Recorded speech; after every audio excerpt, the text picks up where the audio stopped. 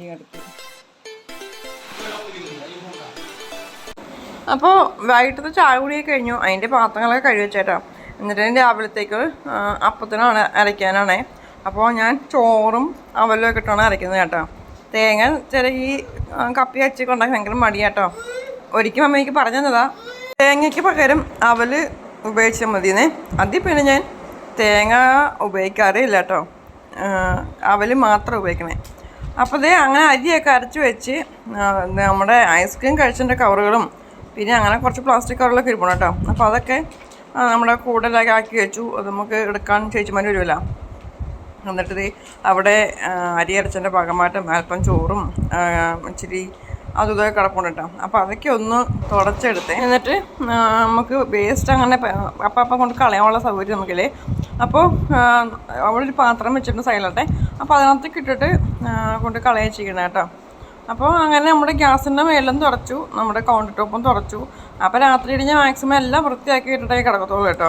എങ്കിൽ സമാധാനമായിട്ട് കിടന്നുറങ്ങിയിട്ട് സമാധാനമായിട്ട് രാവിലെ എണീക്കാൻ പറ്റുള്ളൂ കേട്ടോ. അപ്പോൾ ഒട്ടും വയ്യാത്ത ഒരവസ്ഥയിൽ മാത്രമേ പാത്രങ്ങൾ കഴുകാൻ ബാക്കി ഉണ്ടാവാറുള്ളൂ കേട്ടോ. എന്നാലും മാക്സിമം കഴുകി വെക്കും. 1-2 പാത്രങ്ങൾ മാത്രമേ ബാക്കി വെച്ചേക്കുള്ളൂ.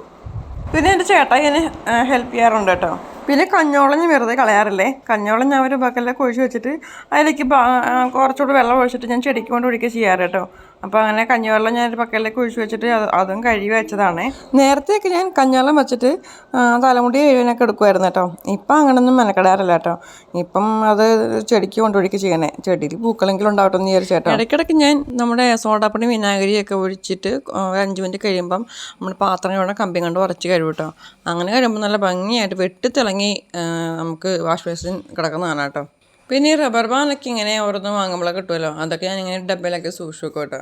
അങ്ങനെ നമ്മുടെ അടുക്കളയിലെ പണികളെല്ലാം കഴിഞ്ഞ് നമ്മൾ അടുക്കള അടച്ചു കേട്ടോ. ഇന്ന് രാവിലെ അപ്പവും ചമ്മന്തിയായിരുന്നേ. ഉച്ചക്കത്തേക്ക് ഇന്നലത്തെ മോരിപ്പുണ്ടായിരുന്നു. പിന്നെ ചിക്കനും ഫ്രൈ ചെയ്തു കേട്ടോ. വൈകിട്ട് ചായയിൽ റസ്ക് മുക്കി കഴിച്ച് അങ്ങനെ ചായ കൂടി കഴിഞ്ഞ കേട്ടോ.